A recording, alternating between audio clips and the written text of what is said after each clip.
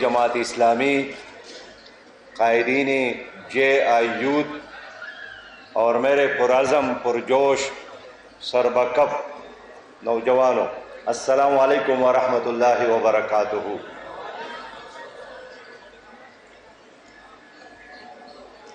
دو باتیں ہیں۔ پہلی بات تو یہ ہے کہ جماعت اسلامی اور JI نے اس پروگرام کا انعقاد کیا ہے، اور اس پروگرام کا بنیادی مقصد یہی ہے کہ آپ لوگوں کو مایوسی کی بجائے،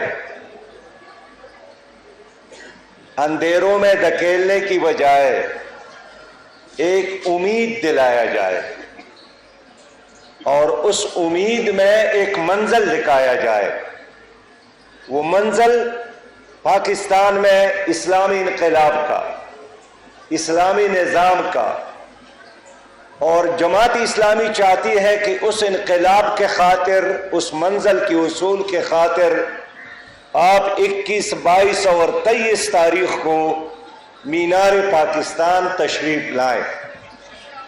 تو میں تو کل ملاکنڈ ڈویژن میں تھا، اور آپ کی اس پروگرام میں اس لیے آیا ہوں کہ آپ لوگوں سے وعدہ لوں، اور سچا وعدہ، کہ آپ نے خود بھی، اپنے والدین کو بھی، اپنے پڑوسیوں کو بھی، اپنے دوستوں کو بھی، اپنے یاروں کو بھی، اپنے جاننے والوں کو بھی، جو بھی سوشل میڈیا کے ذریعے آپ کے ساتھ متعلق ہے، ان کو بھی اس اجتماع میں لانا ہے۔ یہ وعدہ کرے تو میں آگے بات کروں گا۔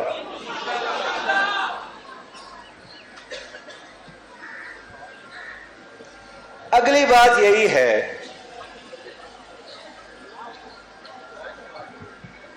کہ پرسوں میرے پاس اسلام آباد میں ایک ڈاکٹر تشریف لائے۔ یہ ڈاکٹر غزہ سے تعلق رکھتے تھے۔ اس کا نام عمر ابو ابراہیم تھے۔ یہ ہارٹ اسپیشلسٹ تھے۔ ان کے اہلیہ بھی ڈاکٹر ہے اور سرجن ہے۔ ان کے چہرے پر کوئی پریشانی تو نہیں تھی، ان کے لفظوں میں کوئی مایوسی بھی نہیں تھی، وہ بالکل حشاش وشاش تھے۔ میرا اپنا یہ خیال تھا کہ یہ کہیں یورپ سے آیا ہے، اور شاید اس نے کوئی درد نہیں دیکھا ہے، اور اہل غزہ کے بارے میں صرف سنا ہوگا، دیکھا ہوگا، ایک کہانی ان کے ساتھ ہے۔ تو ان کی گفتگو سننے کے بعد میں نے ان سے پوچھا کہ آپ کے قبیلے یا خاندان سے کوئی آدمی زخمی یا شہید ہوا ہے؟ اس نے کہا کہ ہاں سراج بھائی، میرے دادا بھی شہید ہو گئے، میرے والد صاحب بھی شہید ہو گئے، میرے اپنے 2 نوجوان بیٹے بھی ڈرون حملے میں شہید ہو گئے، اور اس وقت صرف اپنے خاندان میں زندہ بچا ہوں اور میری وائف ہے۔ میں سوچ رہا تھا، محسوس کر رہا تھا کہ میں نے ان تاریخوں کو تو نہیں پڑھا ہے، دیکھا نہیں تھا، جو احمد شاہ ابدالی تھا، جو محمود غزنوی تھا، جو صلاح الدین ایوبی تھا، جو خالد بن ولید تھا، جو سعد بن ابی وقاص تھے، جنہوں نے شام کو فتح کیا، عراق کو فتح کیا، ایران کو فتح کیا، افغانستان کو فتح کیا۔ لیکن میرے زمانے میں اس کائنات میں اس وقت غزہ کا ہر مجاہد اور وہاں کی ہر بہن اور بچی وہی کردار ہے جو ہمارے سامنے ہے۔ میں نے 3 انقلابات دیکھے ہیں۔ ایک تو بہت قریب کا افغانستان کا، ایک ذرا دور کا ایران کا، اور ایک ابھی جا کر جنوبی افریقہ میں منڈیلا کا انقلاب. تو جب ابھی میں جنوبی افریقہ گیا تو مجھے معلوم ہوا کہ نیلسن منڈیلا نے انقلاب کے خاطر 27 سال ایک جیل میں گزارے. ایک ایسا جیل جو گوروں نے ان کے لیے سمندر میں ایک خاص جزیرہ میں بنائی. میں خصوصی طور پر اس قید خانے میں گیا, اس کمرے میں گیا. اس جیل کے ساتھ ایک قبرستان بھی ہم نے وزٹ کیا. میں نے پوچھا یہ قبرستان کن لوگوں کا ہے؟ یہاں تو چاروں طرف سمندر ہے.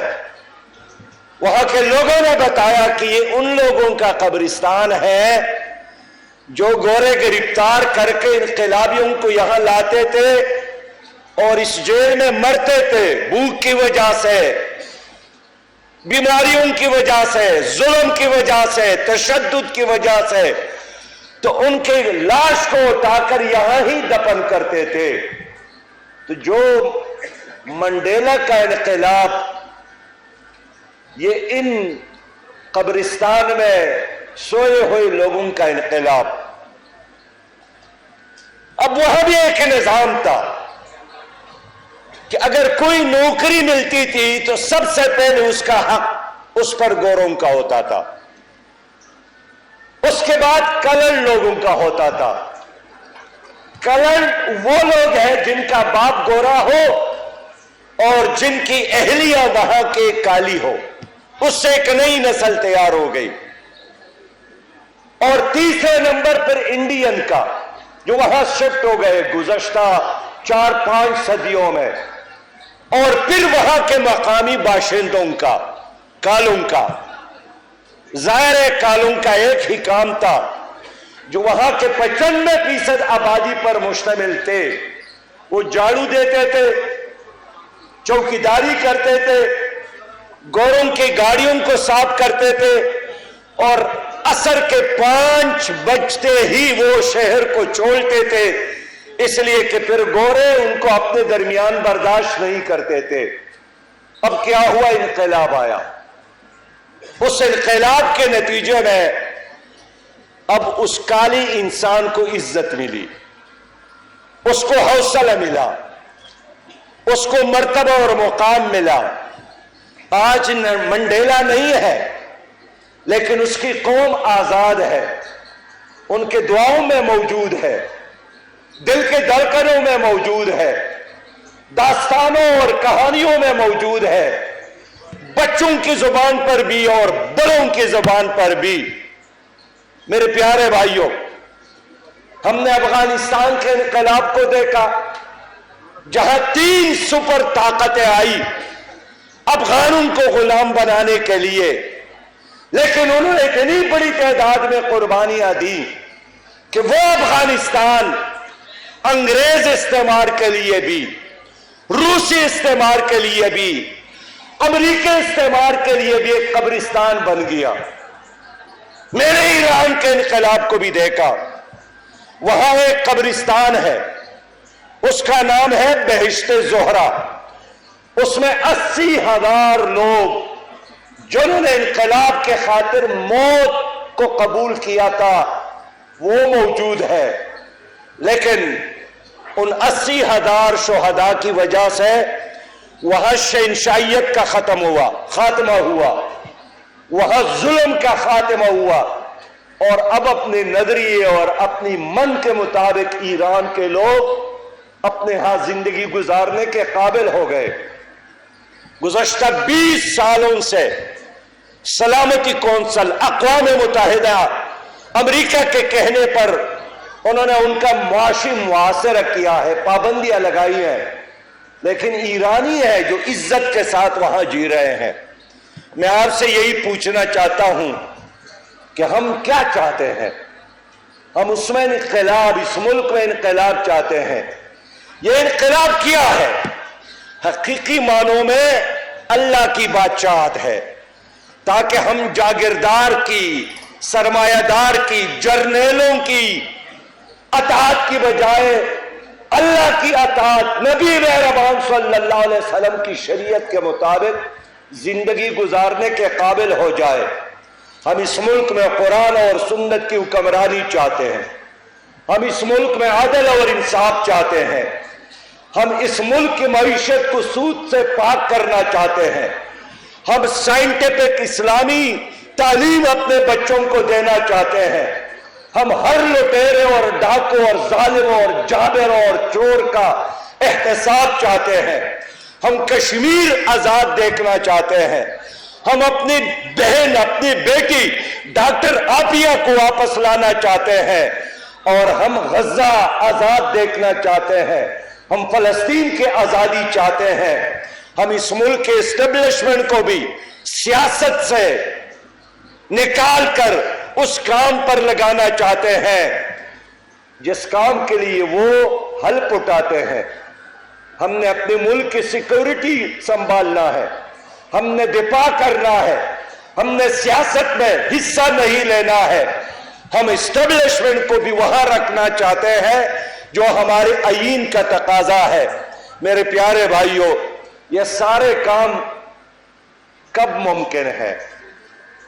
ये सारे अरमान, ये तमन्नाएं, ये आपके दुआएं उस वक्त कबूल होगी जब पाकिस्तान की सियासत में पीपल्स पार्टी का खात्मा हो, पाकिस्तान की सियासत में मुस्लिम लीग का खात्मा हो, पाकिस्तान की सियासत में पीटीआई का खात्मा हो।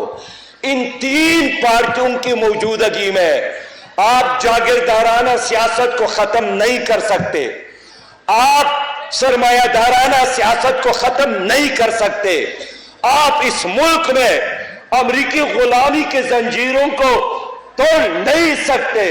ये अच्छी बात है कि इस वक्त पीपल पार्टी भी बरसर इख्तिदार है सिंध में 15 सालों से, मुस्लिम लीग भी बरसर इख्तिदार है पंजाब में कई अशरों से, पीटीआई भी बरसर इख्तिदार है खैबर पुख्तनख्वा में 13 सालों से। लेकिन मैं पूछना चाहता हूं जवानों, क्या इन तीनों सूबों में करप्शन खत्म हुआ, बेरोजगारी खत्म हुई? इन तीनों सूबों में क्या जुल्म खत्म हुआ, जहालत के अंधेरे खत्म हो गए, वीआईपी कल्चर खत्म हुआ? मैं कहना चाहता हूं कि लोगों सोचे, अगर पीपल पार्टी के साथ कोई प्रोग्राम, कोई मंशूर, कोई अमल होता सिंध में दिखाए ना। मुस्लिम लीग यहां जबरदस्त मजबूत हुकूमत रखती है, करके दिखाए ना। पीटीआई खैबर पुख्तनख्वा में अभी सेनेट का इलेक्शन हुआ, 97 वोट सेनेटर को मिले, वज़ीर आला मुंतखब हुआ, वहां करके दिखाए ना। नारों का मुकाबला है, कौम को बेवकूफ बनाने का मुकाबला है, करप्शन का मुकाबला है, जुल्म का मुकाबला है। इसलिए हमारी लड़ाई इस निजाम के साथ है। तो निजाम को संभाला देने वाले कौन है? कौन है जो 75 सालों से उन्होंने तुम्हारे ऊपर इस निजाम को मुसल्लत रखा है? क्या जिन्नात है? क्या कोई और मुल्क से कुछ लोग आए हैं जिन्होंने आपके ऊपर जुल्म और जबर और इस्तेसाल का ये निजाम मुसल्लत रखा है? नहीं, ये तीन पार्टियां हैं। इसलिए मैं नौजवानों से अपील करता हूं कि अगर आप अपने मुस्तकबिल को रोशन देखना चाहते हैं, आप आइंदा नस्लों के लिए एक इस्लामी और खुशहाल पाकिस्तान छोड़ना चाहते हैं, अगर आप पाकिस्तान के जुल्म और जबर के निजाम को बदलना चाहते हैं, एक ही रास्ता है कि जमात इस्लामी का साथ दे, तहरीक इस्लामी का साथ दे, इस कारवान का हिस्सा बने। मैं आपको यकीन दिलाता हूं, जब इस मुल्क में खिलाफत का निजाम आ गया, इस मुल्क में इस्लामी हुकूमत कायम हो गई, इंशाअल्लाह कोई नौजवान रोजगार से महरूम नहीं रहेगा। अल्लाह का वादा है, कोई आदमी भूखा नहीं सोएगा। अल्लाह का वादा है, कोई मजलूम यहां पर नहीं रहेगा। इसलिए कि इस्लाम अदल देता है, अदल की जमानत है, इंसाफ की जमानत है। روزگار کی ضمانت ہے، رزق حلال کی ضمانت ہے، عزت کی ضمانت ہے، اسی صبح کے خاطر ہم نے جدوجہد کرنا ہے۔ تو اب آپ آخری بیان آپ ہی دے دے کہ اس جدوجہد کے لیے تیار ہے یا نہیں ہے۔ میں اسی کے ساتھ اپنی باتیں ختم کروں گا اس مبارکباد کے ساتھ کہ ضیاء الدین انصاری نے اور ان کی پوری ٹیم نے، ہمارے اس ضلع کے امیر خبیب نذیر صاحب نے اور ان کی پوری ٹیم نے، یہاں جبران صاحب نے اور ان کی پوری ٹیم نے لاہور میں ایک نئے عزم کے ساتھ، ایک نئے جذبے کے ساتھ، ایک نئے ولولے کے ساتھ جو جدوجہد شروع کی ہے، انشاءاللہ آپ سب نے اس جدوجہد کا حصہ بننا ہے۔ وآخر دعوانا ان الحمدللہ رب العالمین۔ نماز عصر کا وقت ہے اور تیاری کر کے مساجد میں پہنچو۔